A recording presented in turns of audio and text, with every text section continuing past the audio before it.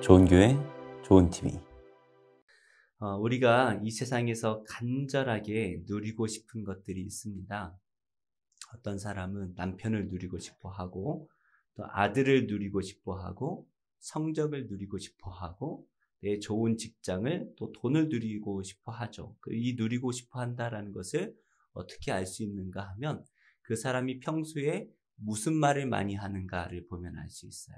그래서 남편 자랑을 많이 하는 여자분들은 남편을 누리고 싶어 하는 거죠.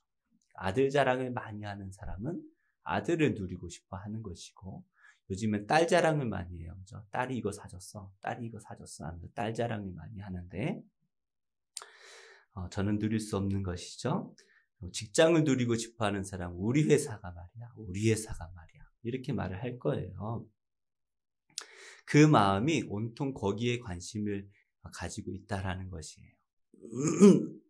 사실 저도 이제 큰 문제 중에 하나가 자꾸 스트레스만 받으면 전자제품을 사고 싶어서 저도 모르게 설교 준비를 하다가도 저도 모르게 그것을 보고 있는 저의 이상하게 인터넷의 광고들은 다 그것만 관련돼서 뜨는 것 같아요. 아마 제가 기록이 남으니까 연관지어서 보여주는 것 같은데, 문제는 우리가 그것을 내가 누린다라고 생각을 하지만 사실 우리는 그것에 지배를 받고 살아가는 거죠. 그래서 돈의 지배를 받고 살아가고 자꾸 광고가 나를 지배해요. 그렇죠? 안 보려고 하는데 나도 모르게 보고 있고, 돈을 내가 사랑하는 것처럼 보이지만 사실은 돈이 나를 지배하는 것이죠. 내가 아들을 사랑하는 것처럼 보이지만 사실은 그 아들이 나를 지배하는 거예요. 우리는 예수님을 믿고 영접했습니다. 이 말은 이제 우리의 삶이 이 세상의 지배를 받는 것이 아니라 하나님의 지배를 받는다라는 것이죠. 그러기 위해서는 내가 먼저 내 자신을 하나님께 맡겨드려야 돼요. 이것은 내가 세상도 의지하고 세상도 사랑하고 하나님도 사랑하고 세상도 의지하고 하나님도 의지하는 이러한 신앙을 말하는 것이 아닙니다. 마치 우상을 섬기는 것처럼, 우상 섬기는 게 뭡니까? 내가 우상처럼 섬기는 이 세상의 물질을 채우기 위해서, 내가 돈을 벌고 내 자식이 잘 되고 내 남편이 잘 되고 내 직장이 잘 되고 내 성적을 올리기 위해서 다른 우상을 섬기는 거죠. 그것이 우상의 숭배죠. 다른 신의 힘을 의지해서 나의 무슨 욕심을 채우려고 하는, 그러나 나중에 보면 결국에 그것들의 지배를 받고 있는 내 모습을 보게 돼요. 그렇다면 우리가 예수님을 영접하고 그 예수님을 내 삶의 주인으로 모셨다라는 것은 우리 예수님께 내 인생의 전부를 맡겨드리는 것이죠. 그래서 우리를 도우시는 분이 예수님이다라는 것을 말하기도 하지만 우리 삶의 목적 자체가 예수님이 된다라는 것을 말하는 거예요. 이것을 조금 더 쉽게 표현한다면 우리의 삶의 유일한 목적이 오직 하나님을 영화롭게 해드리는 것, 이것이 하나님을 섬기는 것이라면 또 더 나아가서 우리는 영원토록 그 하나님을 즐거워하며 살아야 된다라는 것을 말하는 것이죠.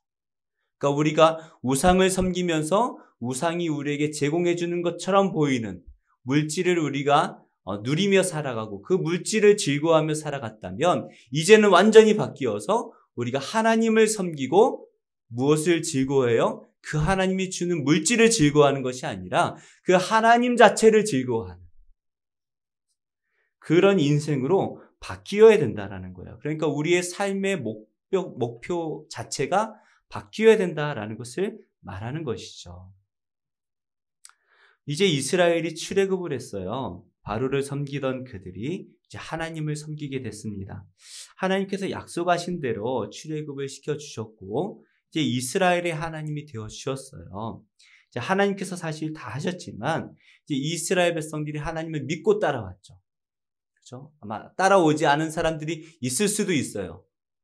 아니면 가자 했는데 그 광고 소리를 못 들어가지고 딴짓하다가 못 들어서 못 나온 사람이 있을 수 없겠지만 농담으로 한 말이에요. 그 하나님을 믿고 따라올 때에 무슨 생각을 할 수 있습니까? 이제 고생 끝, 행복 시작이라는 생각을 했을 수도 있어요. 하지만 이스라엘 백성들이 그 애굽을 떠나 광야로 들어오면서 또 다른 고난들을 겪게 되죠. 그래서 홍해를 만나고 애굽의 군사가 쫓아오는 그죠, 앞뒤가 막혀 있는 고난을 당하고 물이 없는 고난을 당하고 양식이 없는 고난을 당해요. 그런데 우리가 먼저 생각해야 될 것이 예수님을 믿는 우리에게 있어서 진짜 고난이 무엇인지 우리가 생각을 해봐야 될 것 같아요. 이스라엘 백성들이 출애굽을 하기 이전에 누리던 것들, 그리고 그들이 우리가 출애굽하면 이걸 누리게 될 거야라고 소망했던 더 누리게 될 거야라고 기대했던 그 기대를 여전히 가지고 있다면, 그죠? 그 출애굽을 하기 이전에 가지고 있던 그 소망들, 그들이 즐거워하던 것들, 그것들을 여전히 가지고 그 마음을 가지고 출애굽을 했다면 이 출애굽은 고난의 여정일 수밖에 없어요. 어떻게 보면 이스라엘 백성들의 말이 맞아요. 애굽에 있을 때가 더 행복했을지도 몰라요. 그러나 진정한 출애굽은 무엇입니까? 이 세상을 누리고 이 세상을 소망하던 우리가 오직 하나님만을 소망하고 하나님만을 즐거워하는 것, 그런 의미에서 본다면 불기둥으로 늘 함께 하시고 구름기둥으로 늘 함께 하시고 만나와 메추라기로 늘 채워주시고 이것들을 통해서 내가 너희와 늘 함께하고 있어 라는 것을 보여주시는 그 하나님께서 늘 함께 하시는 이 출애굽이야말로 진정한 축복일 수밖에 없는 거예요. 그러니까 이스라엘 백성들이 진짜 출애굽을 했다면 그들이 생각하는 고난의 의미, 그들이 소망하는 것 자체가 바뀌어야 되고, 그렇게 된다면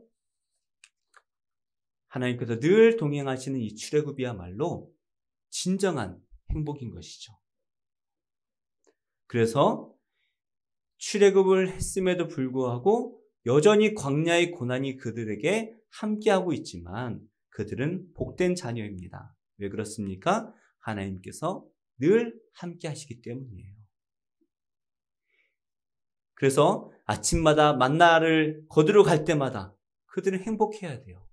우리 하나님께서 우리와 함께 하시는구나. 저녁에 메추라기를 거둘 때마다 늘 행복해야 되죠. 하나님께서 우리를 또 이 메추라기로 먹이시는구나.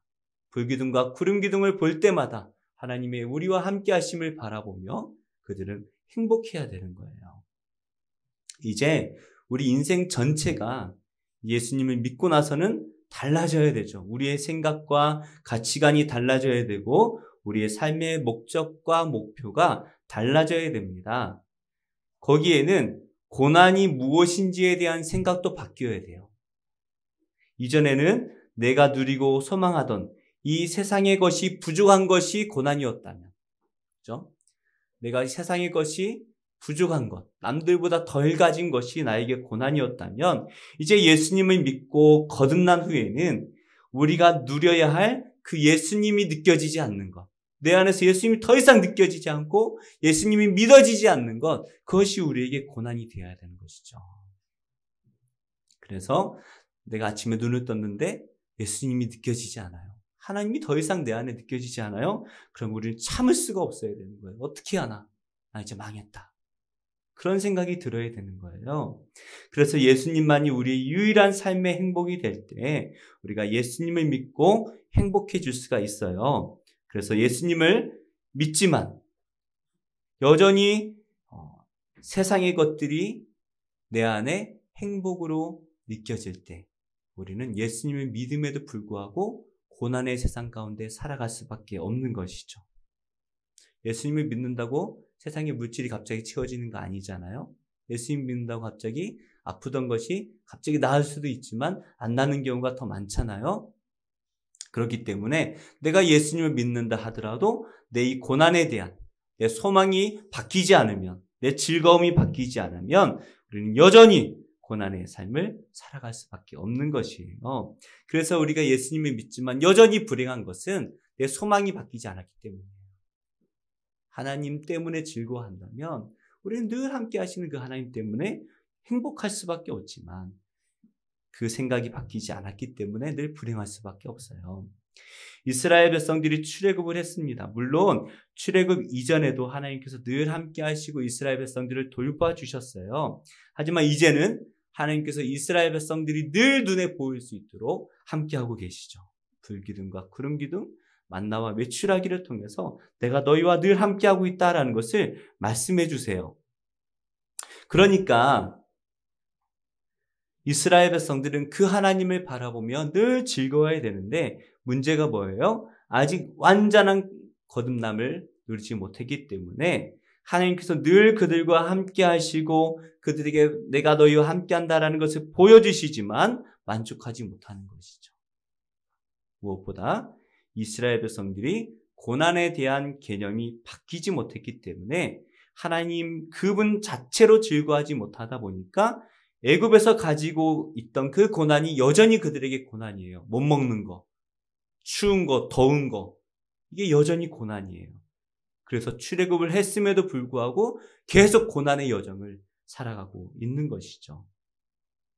8절은 그때라는 말씀으로 시작을 합니다. 사실 이 그때라는 말은 원어에는 없어요. 하지만 지금 르비딤에 있을 때 생긴 일을 말씀하고 있다라는 것을 말하고 있죠. 그래서 오늘 말씀 앞에서는 이스라엘 백성들이 르비딤에 도착했는데 물이 없다라는 것으로 원망합니다.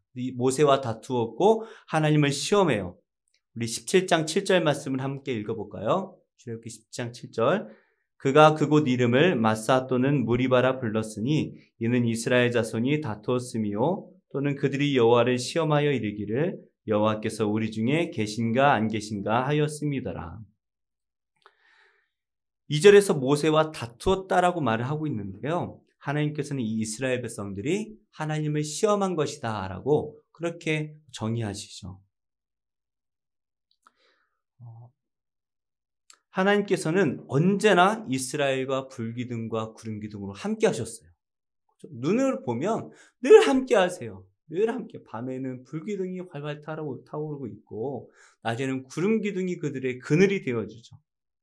불과 며칠 전만 해도 홍해를 가르셔서 늘 노래를 불렀어요. 하나님께서 애굽 군대를 어떻게 수장시키셨는지 노래를 불렀던 그들 아닙니까? 그런데 불과 얼마 지나지 않아서 하나님께서 우리와 함께 계신가 안 계신가 시험했다라는 것이에요.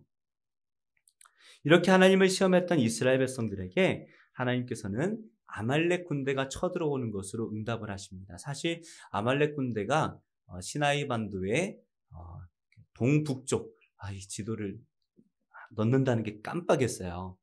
동북쪽에 이렇게 있다 보니까 사실 이 이스라엘 백성들이 있는 곳까지 올 이유가 없어요.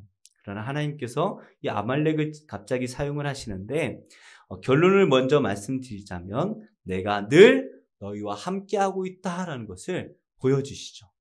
하나님께서 우리와 함께 하신가? 라고 시험했던 이스라엘 백성들에게 내가 너희와 늘 함께하고 있다 말씀을 하세요. 사실 아말렉은요 강한 민족입니다. 애굽과 경계에 있지만 사실 이 애굽이 다른 나라를 공격하러 들어가기 위해선 이 아말렉을 지나가야 돼요. 그런데 버티고 있다라는 것은 그만큼 이 아말렉이 강한 나라다라는 것을 말하고 있는 것이죠. 그래서 민수기 24장 20절에서 발람이 아말렉에 대해서 이렇게 예언을 해요. 또 아말렉을 바라보며 예언하여 이르기를 아말렉은 민족들의 으뜸이나 그의 종말은 멸망에 이르리로다. 그러니까 아말렉이 그 주변에 있는 많은 민족들의 으뜸이라는 거예요. 가장 강한 나라라는 거예요. 그런데 그 아말렉이 이스라엘을 쳐들어왔습니다. 사실 이 강한 아말렉과 이제 노예에서 막 해방된 이스라엘이 전쟁을 한다면 누가 이길지 뻔하죠. 누가 이길까요? 강한 아말렉이 이길 수밖에 없어요. 아말렉은 강한 민족일 뿐만이 아니라 이 시내 반도에 살았기 때문에 이 시내 반도를 너무나 잘 알아요. 그러다 보니까 지형을 잘 이용할 수 있고 오랫동안 그곳에 살았던 민족이기 때문에 그 무더위에 익숙하죠. 하지만 이스라엘은 어떻습니까? 노예로 있다가 이제 막 탈출한 민족이에요. 할 줄 아는 게 뭐예요? 목축업, 양을 치는 거, 그리고 벽돌 쌓는 일, 이걸 잘해요. 전쟁은 못해요. 상대가 되지가 않습니다.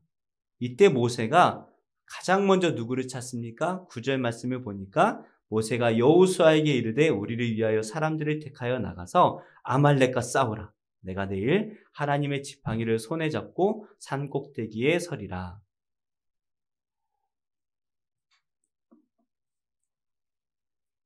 나중에 보면 그 모세가 이 여호수아의 이름을 바꿔준 거예요.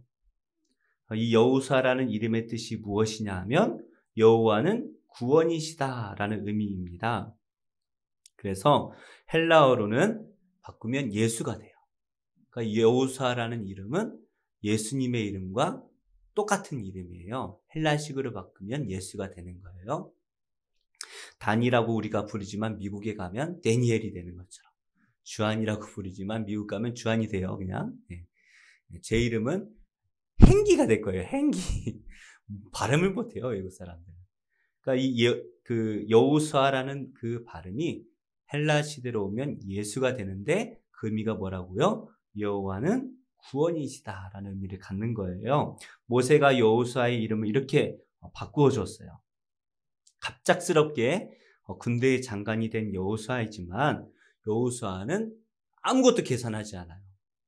즉각적으로 모세의 말에 순종합니다. 그 17장 10절 말씀 보니까 여호수아가 모세의 말대로 행하여 아말렉과 싸우고 모세와 아론과 훌은 산 꼭대기에 올라가서.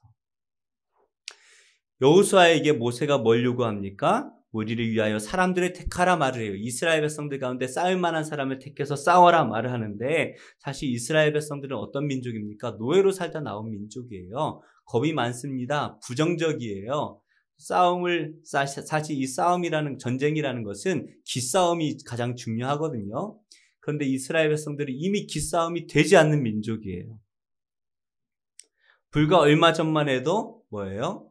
하나님을 원망하고 있는가 없는가 시험했던 민족이에요. 그런데 이 여호수아가 바라보았던 것은 그 이스라엘 백성들을 바라보았던 것이 아니라 무엇을 바라봅니까? 모세가 붙들고 있던 그 하나님을 바라보았기 때문에 즉각적으로 순종할 수가 있었던 것이죠. 지금까지 모세와 함께 하셨던 그 하나님을 생각하고 바라볼 때에 모세는 뒤도 돌아보지 않고 순종을 하게 됩니다. 어쩌면 여호수아가 이 전쟁에 나가면서 기대했을지도 몰라요. 야, 홍해를 가르쳤던 그 하나님께서 이번에 이 아말렉을 어떻게 승리하게 하실까 기대했을지도 몰라요. 우리 앞에 있는 이 고난도 마찬가지입니다. 우리가 가진 것을 먼저 생각한다면 우리는 아무것도 할 수가 없죠. 그 고난만 생각한다면 우리 더욱더 좌절할 수밖에 없습니다. 아무리 이리저리 생각을 해봐도 나의 힘으로는 이길 수가 없어요. 사탄이 정말 우리를 그렇게 만들어요. 별것도 아닌 그 고난을 과장하고 포장해서 우리가 절대로 이길 수 없는 고난이다라고 우리의 마음을 그렇게 만들어요. 그때 우리가 가져야 될 마음이 무엇입니까? 우리의 능력 되시는 그 하나님을 생각해야 되죠. 나의 능력 되시는 그 하나님을 믿고 의지하며 나아갈 때에 이길 수가 있는 거예요. 모세가 그 아말렉을 보고 가장 먼저 붙들은 게 무엇입니까? 지팡이를 붙들어요. 근데 그 지팡이를 뭐라고 말합니까? 하나님의 지팡이라고 말을 해요. 하나님의 지팡이. 하나님께서 함께 하시면 아말렉은 아무것도 아니다라는 것을 말하는 것이죠. 11절입니다. 모세가 손을 들면 이스라엘이 이기고 손을 내리면 아말렉이 이기더니. 이긴다라는 말은 강하게 된다라는 말이에요. 모세가 지팡이를 든 손을 번쩍 드니까 이스라엘 민족이 강하게 되죠. 하지만 그 손이 내려가니까 아말렉이 강하게 됩니다. 사실 강한 민족이 누구예요? 아말렉이 강해요. 아말렉이 원래 훨씬 더 강한 민족입니다. 하지만 이 모세가 하나님의 능력을 의지하여 손을 들고 기도할 때에 이스라엘 민족이 강해집니다. 왜요? 하나님께서 함께 하시기 때문이죠. 아말렉이라는 것은 이스라엘에게는 큰 위기이고 큰 고난입니다. 절대로 이길 수 없는 강한 민족이죠. 우리에게도 이 아말렉과 같이 강한 고난이 찾아올 때가 많이 있습니다. 그러나 우리가 하나님을 향하여 두 손을 들고 기도할 때에 우리 하나님께서 우리와 함께 하실 줄로 믿습니다. 나의 힘은 연약하지만, 나의 능력으로는 그 고난을 이길 수 없지만, 나의 능력 되시는 하나님, 그 하나님께서 나의 능력이 되실 때 우리는 강하게 되는 것이죠. 눈앞에 있는 이 아말렉이 우리의 고난이 아닙니다. 우리의 고난, 내가 싸워야 될 것은 그 아말렉이 아니에요. 무엇과 싸워야 됩니까? 사탄이 계속해서 그 아말렉이 우리의 고난처럼 보이게 만들어요. 그 아말렉이 너보다 강하다라고 만들면서 이 사탄의 궁극적인 목적이 뭐예요? 하나님과 우리를 갈라서게 만드는 거예요. 그 아말렉만 보일 때 우리는 하나님이 보이지 않아요. 그 강한 아말렉 군사를 바라보면 우리와 함께 하시는 강하신 하나님이 우리 눈에 보이지가 않는 거예요. 그래서 우리가 하나님께 기도하지 못하게 만들죠. 그러나 우리의 믿음의 눈을 들어 그 하나님께 손을 들어 올릴 때에 어떤 일이 일어납니까? 14절 말씀 볼까요? 여호와께서 모세에게 이르시되 이것을 책에 기록하여 기념하게 하고 여호수아의 귀에 외어들리라. 내가 아말렉을 없이하여 천하에서 기억도 못하게 하리라. 하나님께서는 그 강한 아말렉이 기억도 나지 않는 존재가 되게 만들 것이다 라고 말씀을 하시죠. 우리의 아말렉은 무엇입니까? 우리가 이길 수 없는 강한 고난이 무엇입니까? 우리가 예수님을 믿고 거듭났다고 생각하지만 우리의 고난까지, 우리의 소망까지 거듭나지 못한다면 우리 앞에 보이는 이 세상의 고난들이 여전히 우리의 고난이 될 것이에요. 그래서 우리는 그 고난만 바라봅니다. 그러다 보니까 우리를 위해서 십자가에 달려 모든 것을 내어주신 그 예수님이 보이지가 않는 거예요. 그 예수님이 보이지 않으니까 어떻습니까? 그 고난 앞에서 나는 이걸 이길 수가 없어. 포기하게 되죠. 그러나 이 모세가 하나님을 붙들고 하나님께 두 손을 들어 기도할 때에 아말렉보다 강하신 그 하나님을 경험하게 됩니다. 그리고 하나님께서 어떻게 만드세요? 그 아말렉이 기억도 나지 않게 하시는 거예요. 그러니까 우리가 기억해야 될 것은 무엇입니까? 이 아말렉이 아니라 하나님이시죠. 우리가 기억해야 될 분, 하나님입니다. 모세가 그 하나님을 기억하기 위해 제단을 쌓아요. 그리고 그 제단의 이름을 여호와 니시라고 짓는데 이 여호와 니시는 히브리어로 여호와는 나의 깃발이다라는 의미예요. 깃발. 그래서 다른 민족들이 전쟁 나갈 때 깃발을 들고 나가잖아요. 이게 우리의 신이야. 이게 우리를 이겨줄 거야. 라는 상징입니다. 그래서 그 깃발을 보고 야, 저 강한 애굽이구나. 우리 이길 수 없어.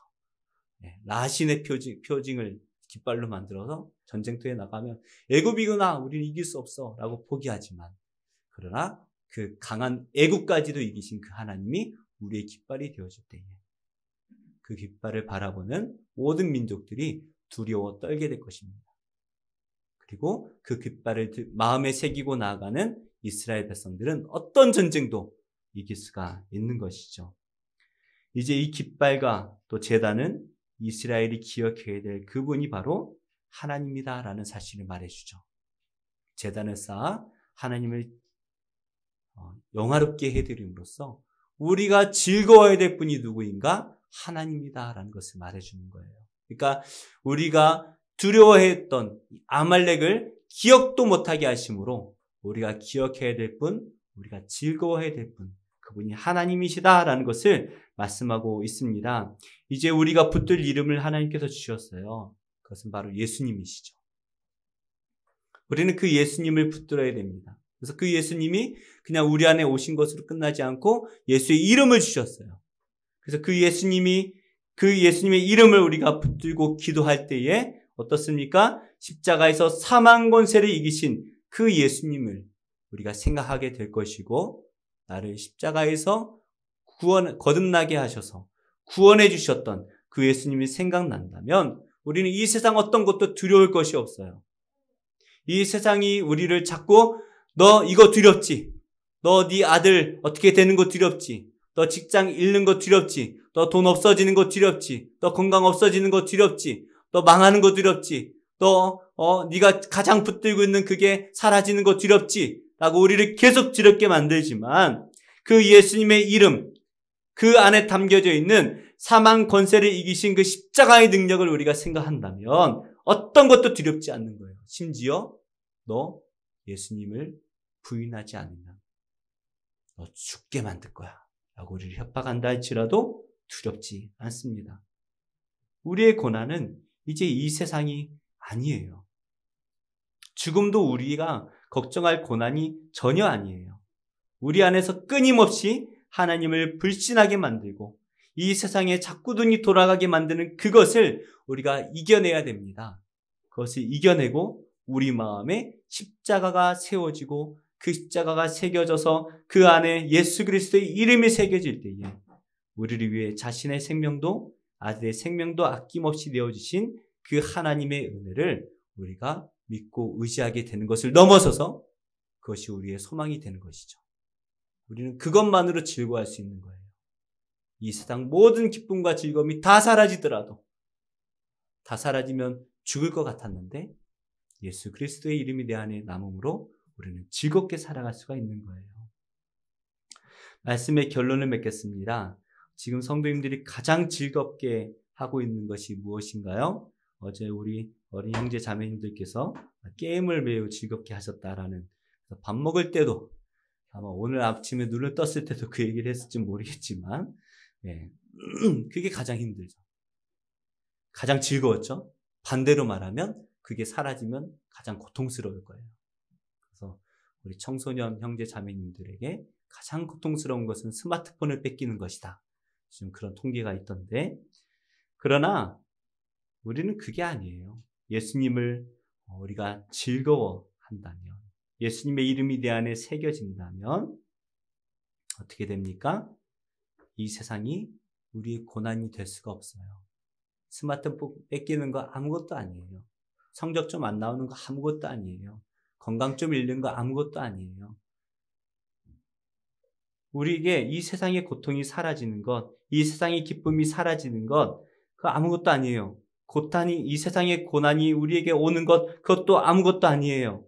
우리가 예수님 안에서 거듭났다면 이제는 우리가 그 예수 그리스도의 이름 그 하나만으로 즐거워해야 되는 것입니다. 그 즐거움이 사라졌다면 우리는 그것이 나에게 고난이라는 것을 생각하고 엎드려 하나님 앞에 두 손 들고 기도해야 될 때인 것이죠. 하나님, 제 안에 예수님의 십자가가 회복되게 하여 주시옵소서. 예수님만으로 즐거웠게 하여 주시옵소서. 만약 내가 죽도록 힘든 어떠한 문제가 생겼다면 우리 또 엎드려 기도해야 돼요. 하나님, 이것이 나의 문제가 아니라 예수님이 나의 즐거움이 되어야 되는데 이것이 나의 모든 것들을 즐거움을 빼앗아갑니다. 주님, 예수의 즐거움이 회복되게 하여 주시옵소서.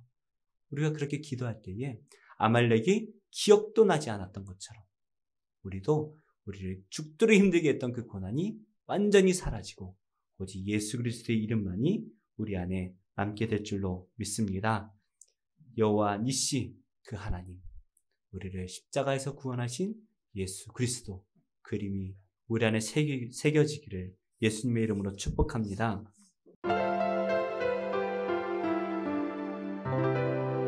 좋은 교회, 좋은 TV.